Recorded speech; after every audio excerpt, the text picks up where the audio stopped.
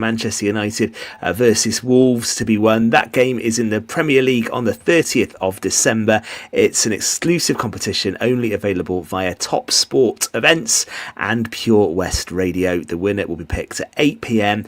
on the Pure West Sports Show on Monday the 1st of September. All the details waiting for you on the Facebook page right now.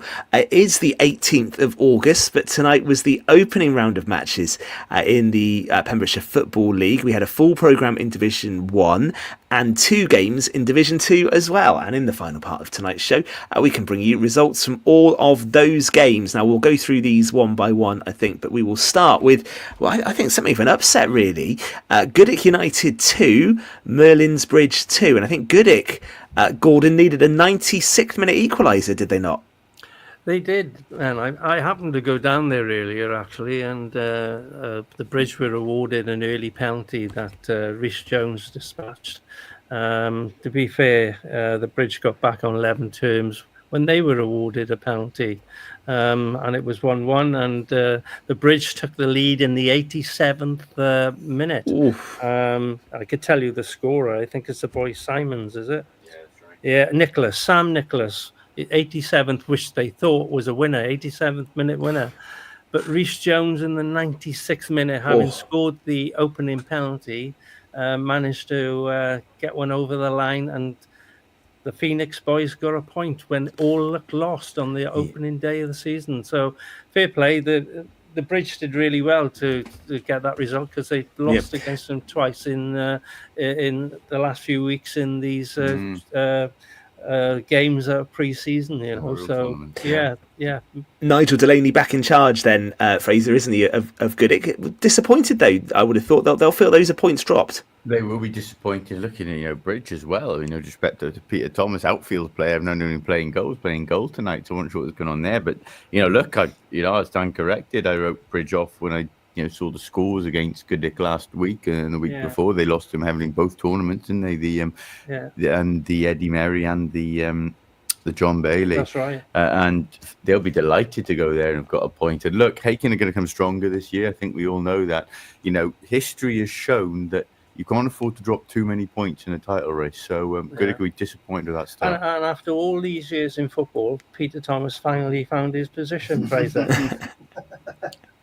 I'm glad you said that, Gordon. I'll get away with it. I'm an ex-Bridge player. Talking to Haken, Scott Davis will be pleased this evening. Penner 0, Haken United 5. That's a big win, Fraser, and a statement win really on a night where Goodwick have dropped points.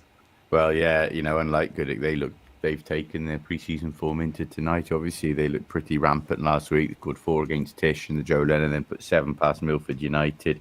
And looking like they were comfortable here, 3-0 up, obviously quite early on by the looks of it. Cam Brunton, Cam Thomas, so 2-0 up at half time. So, I expected them to win there, but that's a comprehensive start.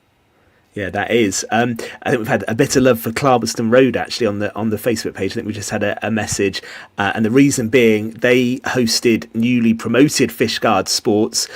Gordon, it finished Clarbeston Road 2, Fishguard 1. Yeah, I actually popped down to that one as well. Did you? You've had a busy evening already, Gordon. You're on overtime tonight. You are. To Knockfield, Clarbeston were actually 1-0 down.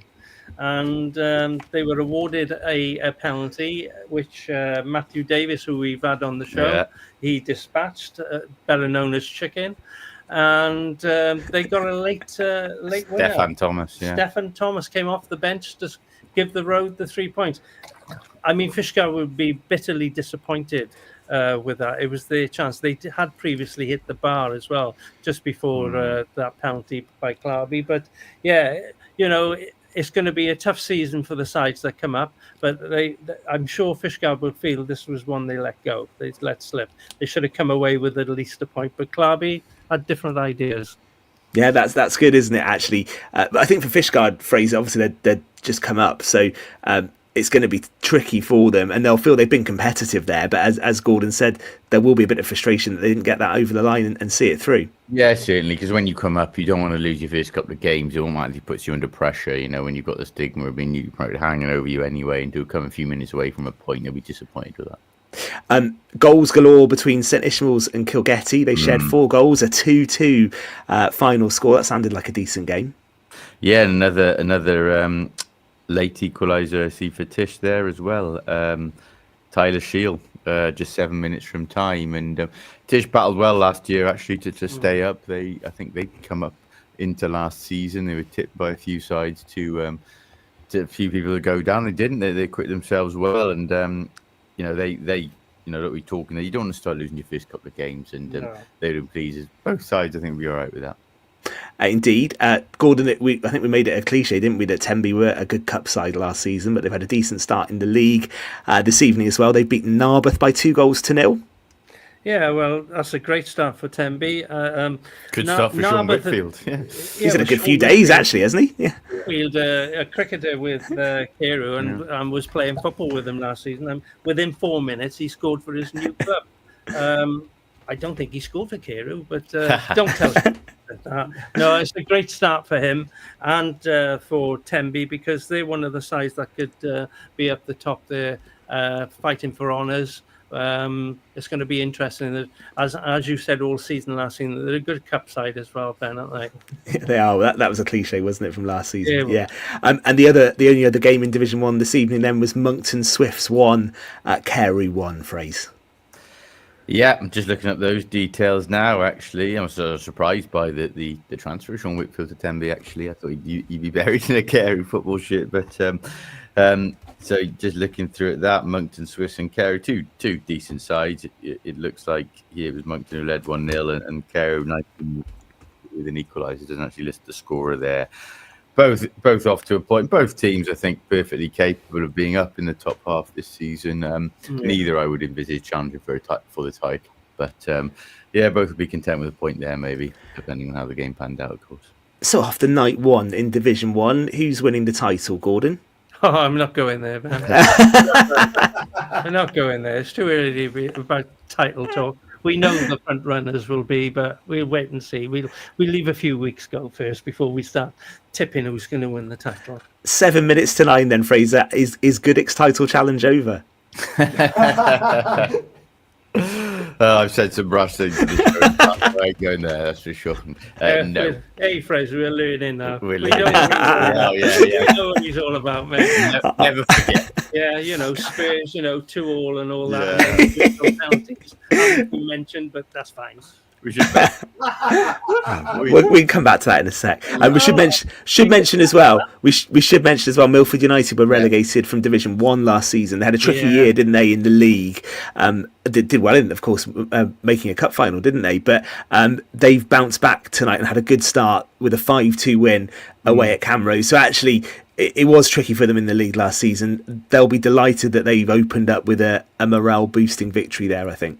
Yeah, and also because they actually played Hakin on Friday night in the Joe Lennon Cup and lost 7-0. So, to double up, going from that 2 games in a week, a lot of the boys like Scott Griffith we talked about there, involved in cricket Saturday, and then talking about tonight they would have won that. And I think there could be a big weekend coming up for a few people, because one thing we haven't mentioned, of course, there's cricket Saturday. There's the Nick Daly and Griffiths, the game they talked about Sunday, Helen Griffiths Memorial, and the Aled Davis Memorial 100 takes place on Monday. So wouldn't like to see the state of care with footballers when they've got to go back out to play next week.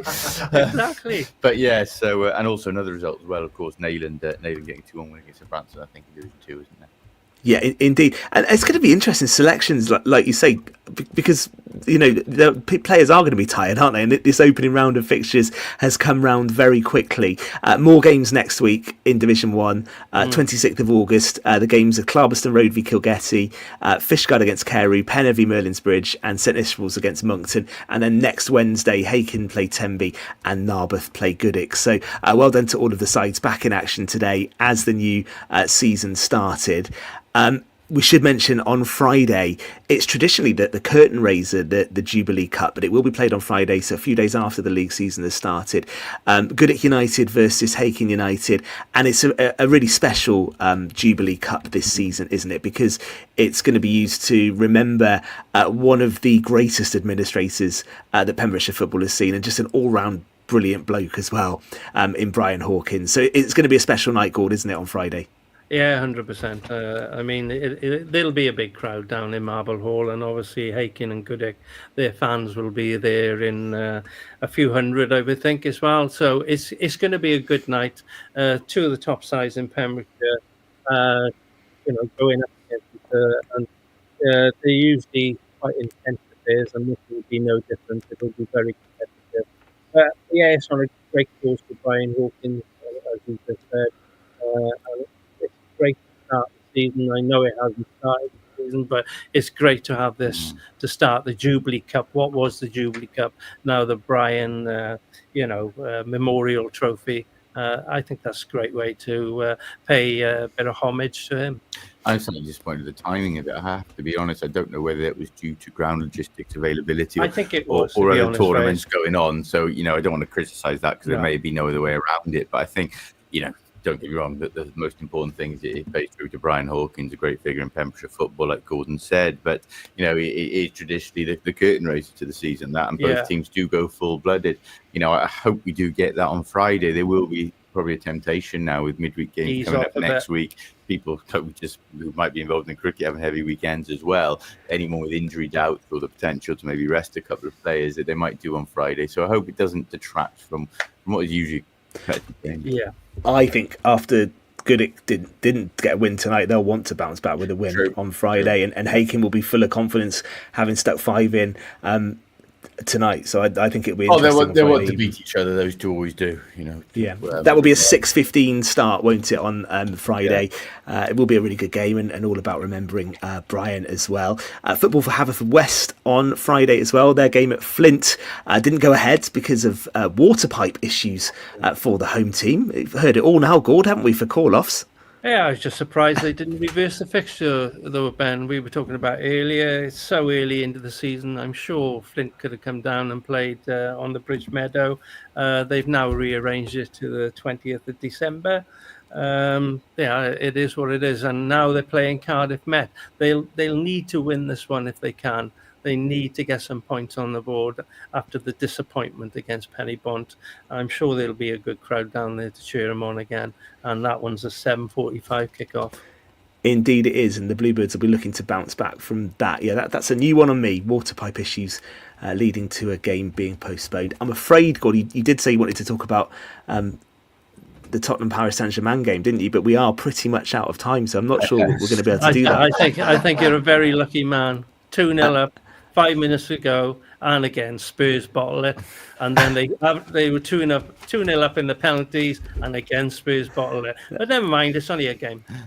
I think 2-0 up. You started. Yeah, 2-0 up, and we gave away 2 late goals, didn't we, against PSG? I thought we played very well, actually, Gord. So yeah, well. I thought we did, and a good win against Burnley at the weekend. So I'm quite a happy Spurs fan at the moment. We're going to have to go. Gord, thank you. Fraser, thank you very much, and to you as well, Tom. It's the 2-hour takeover coming up on Pure West in a few moments, and we will be back, of course, next Monday from 7 until 9 for more Pure West Sport. Good night.